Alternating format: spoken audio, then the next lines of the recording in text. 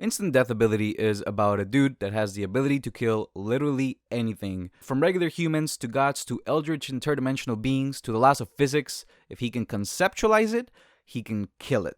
This being an isekai, you might have a cynical reaction when listening to this description, but I would say the premise is so over the top when executed, it actually becomes kind of meta. First off, he certainly ain't a hero, because there are multiple times here where he is responsible for, like a couple mass murders, whether it be because some powerful enemy was trying to kill him and cause lots of collateral damage, or because he himself just indiscriminately murdered anyone that might have maybe caused him harm. The dude is also super apathetic to everything, so it's not like him wielding his powers obnoxious. You actually sometimes want him to just get it over with, because his code is that he won't kill anyone until they directly try to harm him or his companions. This means the author very deliberately lets incredibly overpowered beings destroy just huge chunks of this world for a long time, because the joke is that none of that matters once they come across this dude.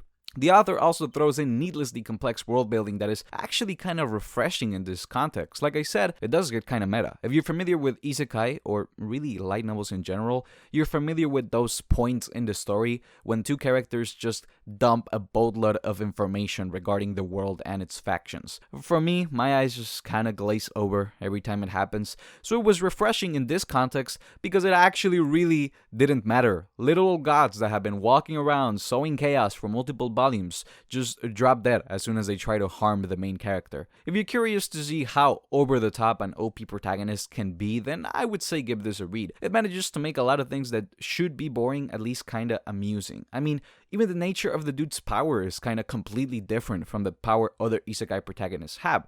No, he doesn't level up until he's overpowered, nor is it given to him by a god, because he quite literally, spoilers, is a god himself, or I guess to be more accurate, he's the concept of death itself. If he thinks something or someone should be dead, then it's dead. It's not so much instant death as it is him just deciding this thing is not alive, and then that just becomes the reality. And this is just a power he was born with. It's not even something he got in this other world. Yes, he quite literally is an eldritch monstrosity, to the point that a couple characters that have the ability to look at the true nature of others and stuff straight up go insane where they try to use their power on him. If I were to try and summarize this series for you, think of the series as a sandbox the author uses to write crazy, wacky shit. Whether it be the powers of other characters, like a girl that can throw chainsaw shields, or a guy that is so strong, simply twitching a muzzle has the power to blow a person up from the inside, or just the characters themselves being super out of left field.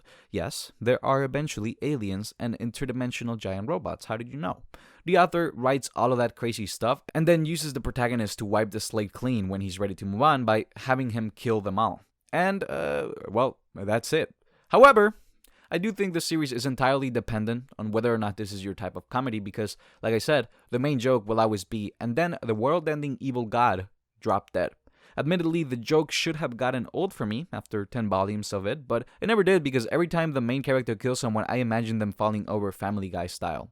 So, if people dropping dead Family Guy style for 10 volumes is your type of comedy, I do definitely recommend this series. If it's not, but you want to see how ridiculous isekai can get, I recommend checking out a couple volumes, but stopping as soon as it gets tedious, because yes, that's all the series is. Recommended for people that want to see isekai cliches drop dead, literally, a bunch of times.